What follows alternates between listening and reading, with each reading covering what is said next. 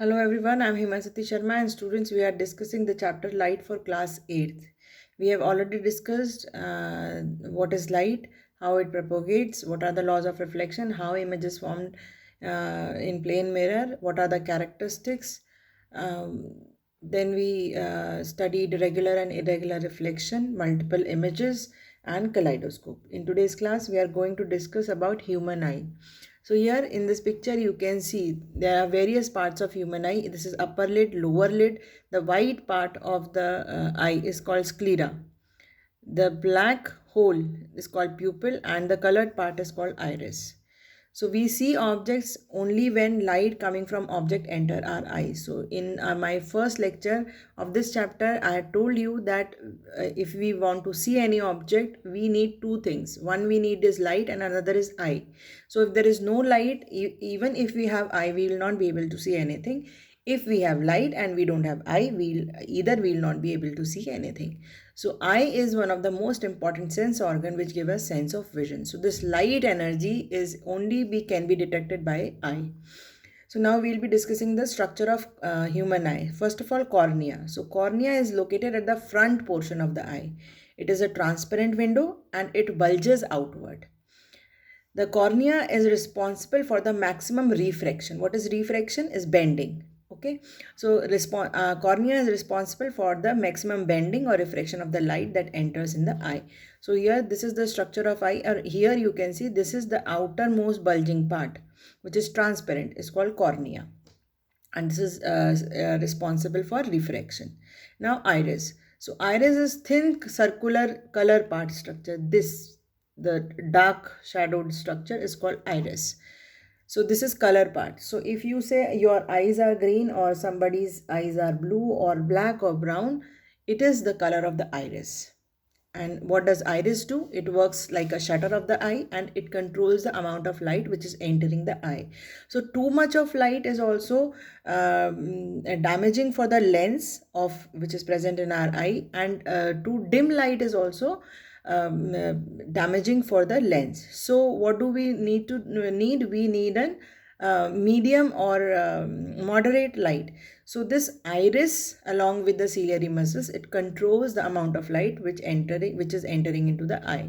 Now what is pupil? Pupil is the adjustable circular opening that is located at the center of the iris, which is the black hole we had observed in our first picture of this eye. So light enters into the eye through the pupil, and when the light amount is high, iris contracts and allow less light into the eye. And when the light amount is low, iris dilates and allows more light into the eye.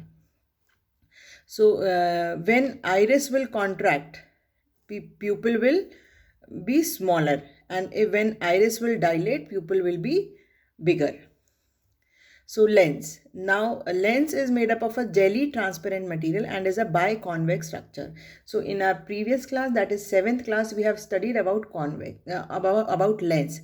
So we had studied that there are two types of lenses, convex and concave lens. So the lens which is present in our eye is a biconvex structure. That means it is bulging, or it is bulging outward from both the sides, and it is present behind the pupil. So basically the size and thickness of the lens changes as per the distance of an object by the ciliary muscles. So our eyes accommodate how do we see distant object or nearer object, because the size and thickness of the lens is adjustable. Now retina. Screen of eye is referred as retina.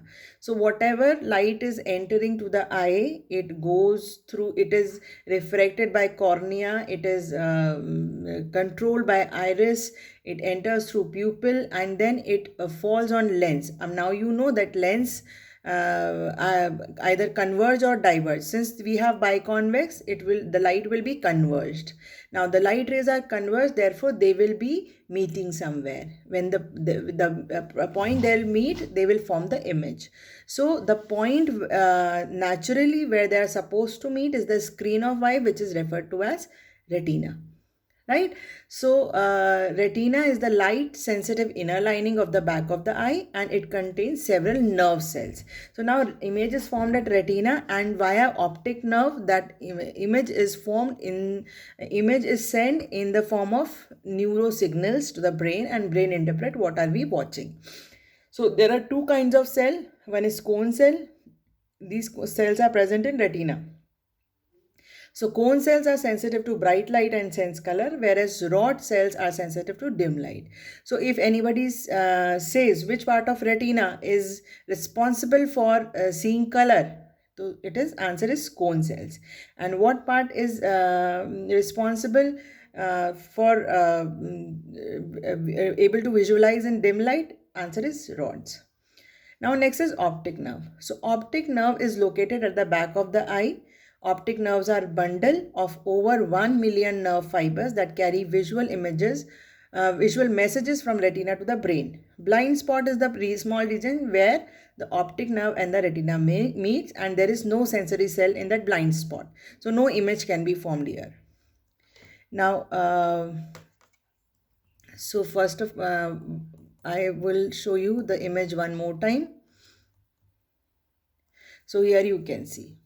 See, this is cornea, iris, lens. Lens and iris are held at place by ciliary muscles. Now this is retina where the image will be formed. And this is optic nerve. So the point where optic nerve and retina is meeting, this will be blind spot. Right? So we'll now, in our next class, we'll be discussing about how the working of eye happens. Thank you so much.